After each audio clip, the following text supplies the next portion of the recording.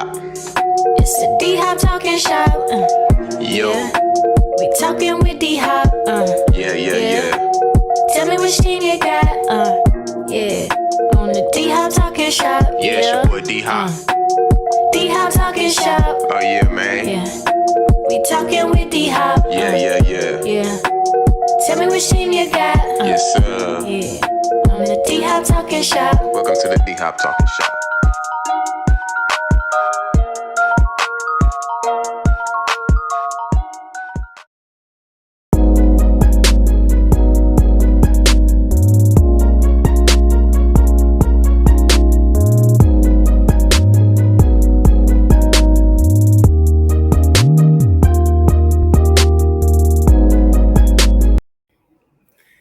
Hey guys, welcome back to another episode of the D-Hop Talking Shop. I got former NFL safety Ken Hamlin, who's drafted out of Seattle Seahawks, played 4 seasons with the Seahawks, 3 with the Dallas Cowboys, 1 with the Baltimore Ravens, and 1 with the Indianapolis Colts. He finished his career with 15 interceptions. Thank you for taking the time and coming on my podcast. No, I appreciate it, man. It's definitely good to be on here, and look forward to having a conversation. Yes, sir. So I want to go ahead and start off. So how has life been for you after football? Oh, it's been good, man. I mean, I got 2 little ones that I now get to sort of see take their path into whatever it leads them into. So now I get to stress out over over my kids and their direction and everything they got going on more than what I have going on. Yeah. I know that's a lot. So, yeah. How is your kids? So, like, how old are they? 10 and 8. My daughter is 10. My son is 8.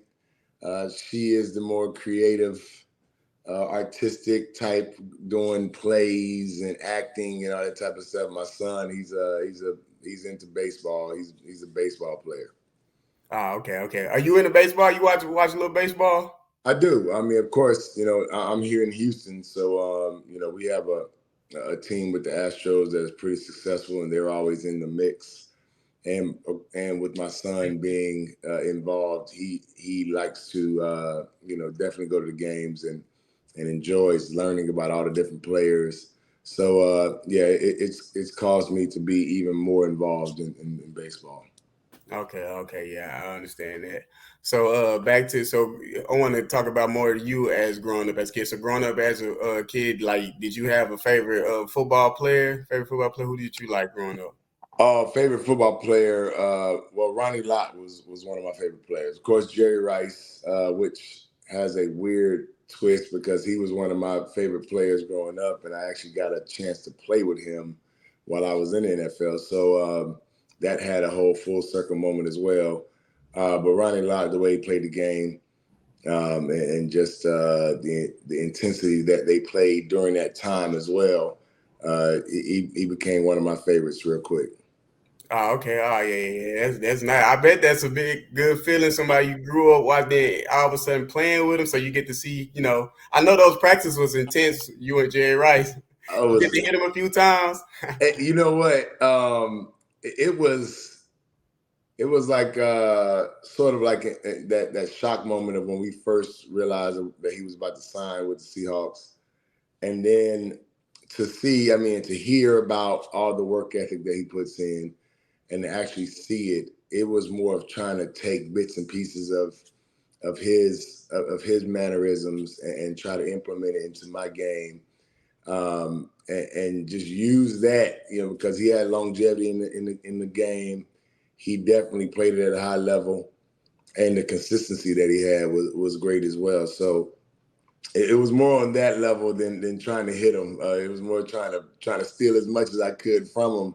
Yeah. And get as much as I could from him to try to use it moving forward.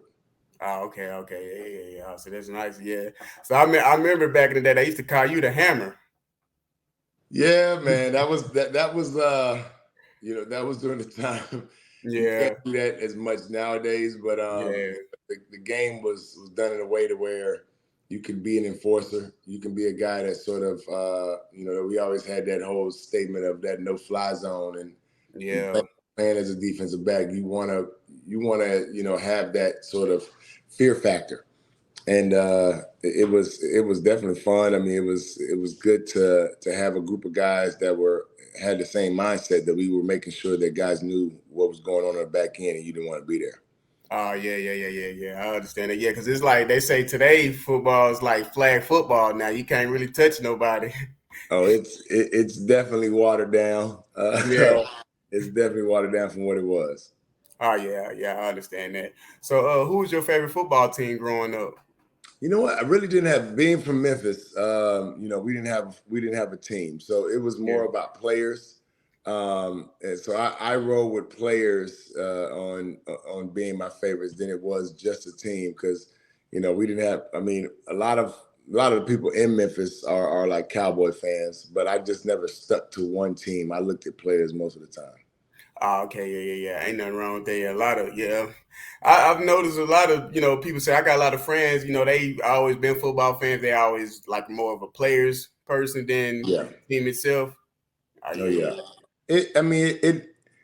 It does well for. I mean, well, it keeps all your hopes down too, whatever. Because a lot of times you get locked in with some of these teams, and they let you down into the year over and over again, to where now you're like, look, I mean, when is it ever going to happen that we're going to like get all the way to the end? I know that's the thing with Cowboy fans is, not having a championship for so many years.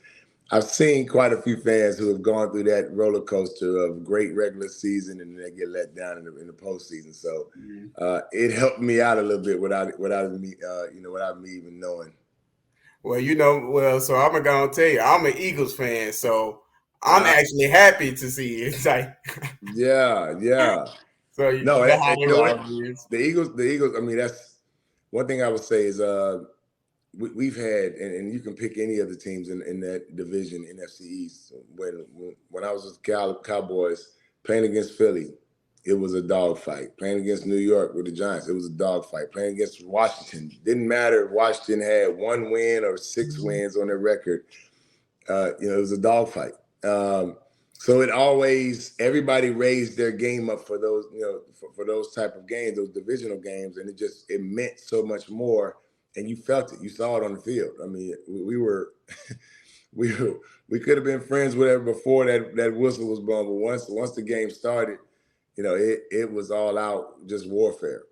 Yeah. I was gonna ask you about that Eagles and Cowboys rivalry, like how that was leading up. So yeah, you pretty much answered. It's a lot. It's a big old battle. Oh yeah, I mean, you're going to have guys going a little bit past the whistle. You're going to have guys, that are taking a couple extra shots here and there. The running backs running a little bit harder. Definitely we're trying to hit even harder, and we're trying to get guys, make sure that, again, you're trying to instill some type of fear factor. You don't want wide receivers like in today's game where they can just run freely Yeah, anywhere, and not feel like they have like there's any type of calls or aware, like they have to be aware to a certain extent, because somebody gets hit one time hard, they're going to throw a flag. Now everybody else has to change their game around that. So it's definitely a different game, and it was definitely some tough games. Playing against Philly, Donovan McNabb, the guys they had some great, of course they had speed receivers, yeah. with Deshaun and all those guys. They had a receiver. So I mean, it was tough, and it's still, as you can see now with Philly, they still have a tough team, and it's still tough to beat them. Yeah. See, before when the Eagles used to play the Cowboys, back when you was playing, I said, "Hey, we got to avoid Ken Hamlin because you come across that field, he gonna lay it on you." Hey, you I had remember you you had seeing you used to go against my Eagles, man. Like you used to, Hey, listen, you yeah, had me, you had Roy Williams. We had some guys back there on the back end that, I mean, Roy was another guy. That's what made it so special to join that team, because I knew yeah, I had another guy back there that had the same mindset. He played the game a certain way, and I liked the way he played the game. So when we teamed up, it made for a great fit. yeah. So, what was things that you did before the game that get you pumped up, ready for the game, to get you energized? Well, I would always have some type of playlist. Will McKay, which is the head scout for the Cowboys, we had a thing before the games every week that he would bring me a playlist, and it could be from old school, it could be hip hop, it could be R&B, it could be it could be a lot of different things, but the playlist sort of kicked off everything. So when I'm in the car riding, I'm listening to it. And once I get to the stadium, I'm listening to it. But then it changes from, if it's not like that type of hip hop or whatever, something that's going to get me like really ramped up and pumped up. Then I switch it to that, to where I can get, just get my blood pressure like boiling to a certain level. And really, once I go through the tunnel, that whole mindset, everything changes. Okay. Everything, all of that, whatever's going on, any thoughts, whatever, anything that's happening prior, that switches off, because now, that whole game mode situation has changed. That's when it's like, it's all out, like everything's on the table right now. So when going through the tunnel, that energy right there in itself sort of changes and gets me hyped up to really get ready to play a game. Yes. Okay. Yeah. I understand that. So, going back to you. So I know you went to the Arkansas Razorbacks. That's the college you went to. So yes, indeed. Yeah. So my question is, did you always want to be a Razorback? That was the school you were set on, or how did you get to that decision? Well, so in being right there from Memphis, the crazy thing is that being from Memphis, I never traveled over into Arkansas. Okay. So before the actual process, the college, recruiting process started, I really had I've seen them play a couple of times, but I had no thoughts of that being the school that I was going to go to, and really didn't know how the process worked anyway. I had nobody, in my household that had went through that process before of really choosing and picking college and all that. So this was all brand new, brand new. So once it started happening, I started just taking the different trips. And it was really coming, when I went to Fayetteville and being around the players, being around the coaches, that sort of gave me the vibe of, this is where I'm going to go. Yeah. It wasn't anything prior to that. It was just because it felt like home. It felt comfortable. They made me feel comfortable. The coaches, Coach Nutt, Danny Nutt, those guys made me feel great, to where it was like, okay, I can do this. I can be here. Yeah. Okay.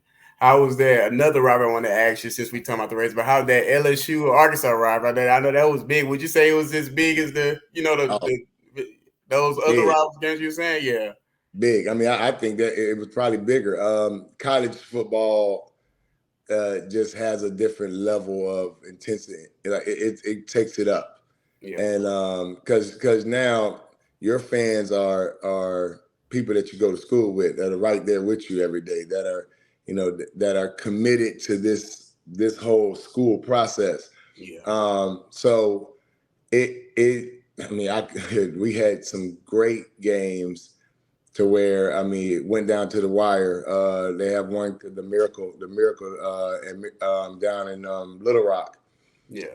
But it's those games were insane. Whether it was in LSU, whether it was in Little Rock, but I always say War Memorial, playing them in Little Rock was, that place used to be rocking. That was definitely intense. Yeah.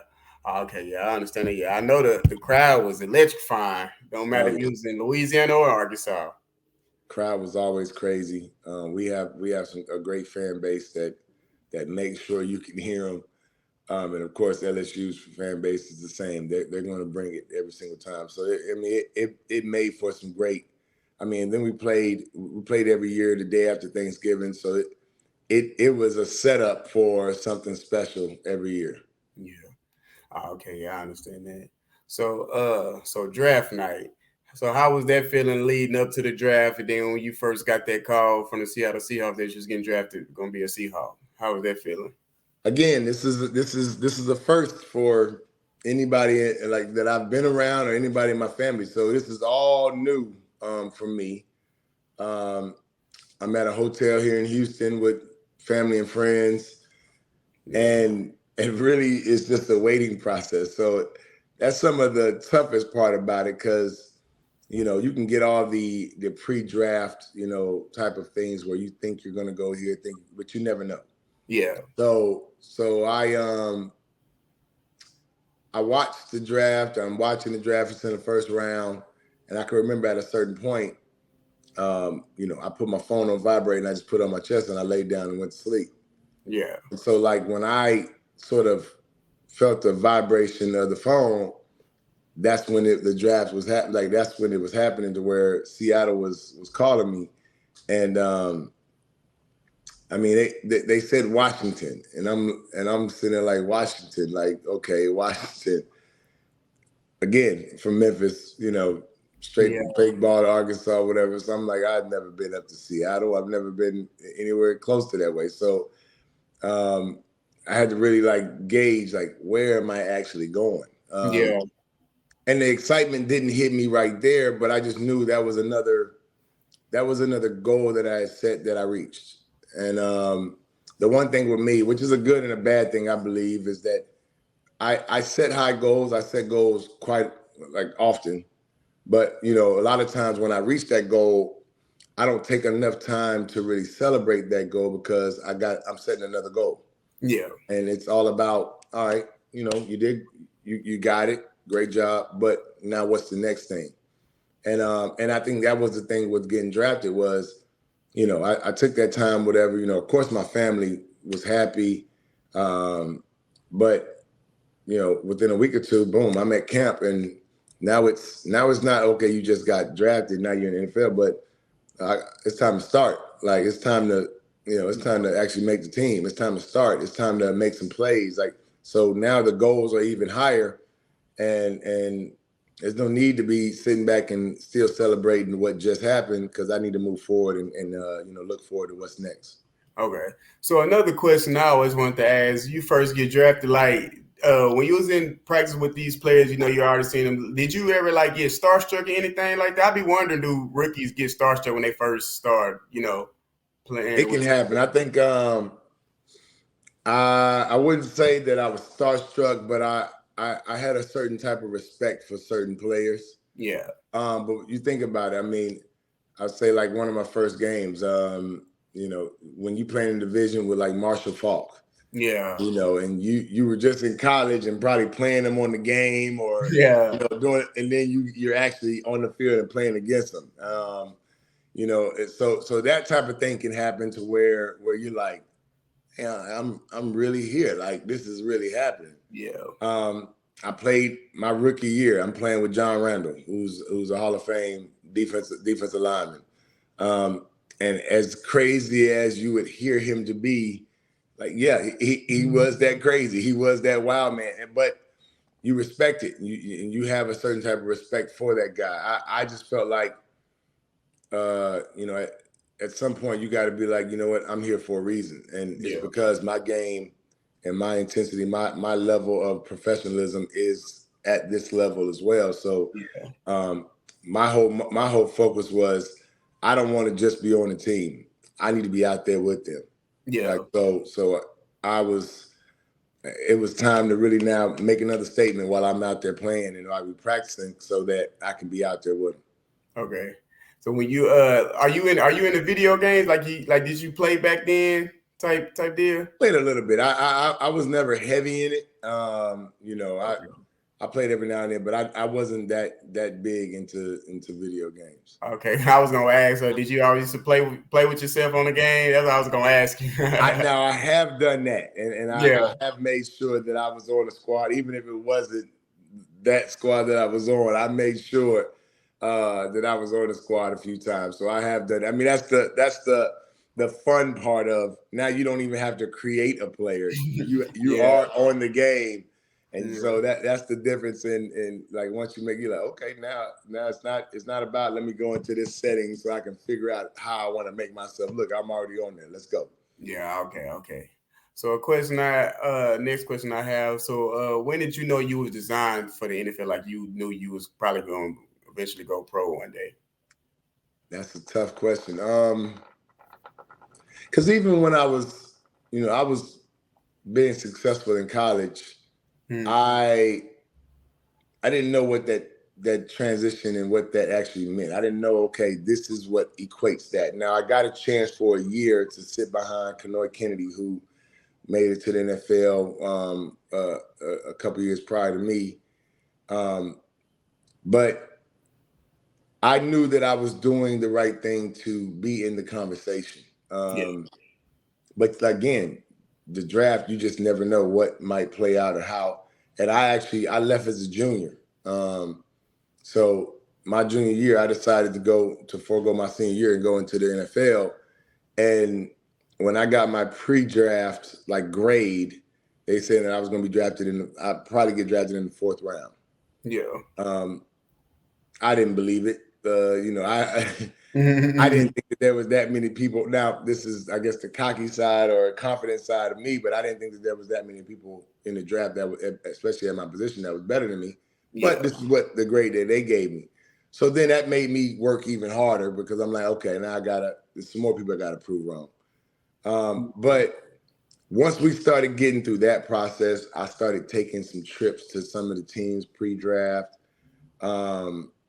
Then I knew, okay, somewhere in between these 7 rounds, I'm probably going to go.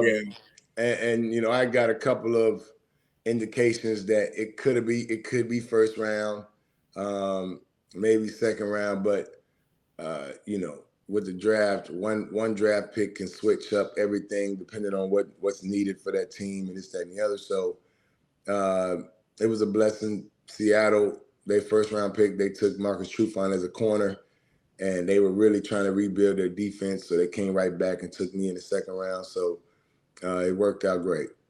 Okay, that's nice. That's nice. So my next question is, who you feel like who inspired you the most on your football journey? Who told you to keep pushing through the whole? I think my childhood pushed me. That's one thing. I think that just growing up how I grew up, not really given anything. I mean, really, even when I played Pee Wee football, I had to pay for it. I had to go out and cut yards and rake leaves and in order to play, in order to get, to be on that team. So that instilled something in me. The neighborhoods and how I grew up, that instilled a little something in me. And wanting to have a certain type of change.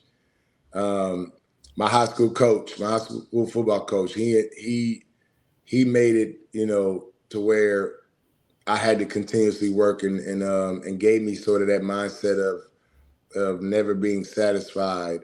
So it was so many different situations and people who really sort of created this mindset that I had in order for me to put that work in to get to where I wanted to be. Okay, yeah, I see. So I see you wore number 26 in the NFL. Is it a reason behind that number, or is it just a number you liked, or how did you So 26? high school, I sort of silly way of putting it together. High school, I wore 15. Yeah.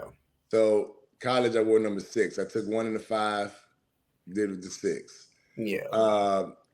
From college to the NFL, I wanted to wear number 6, whatever, but that wasn't going to work during that time. Now you can, which I don't understand why you couldn't do it. But the number 6, whatever, I was a 2nd round pick. So you put that together, 26. Oh, yeah, okay. So it was makes sense. simple little things, whatever, but it kept that going throughout the time, whatever, without actually having to have the same number. It still had the same meaning, moving forward.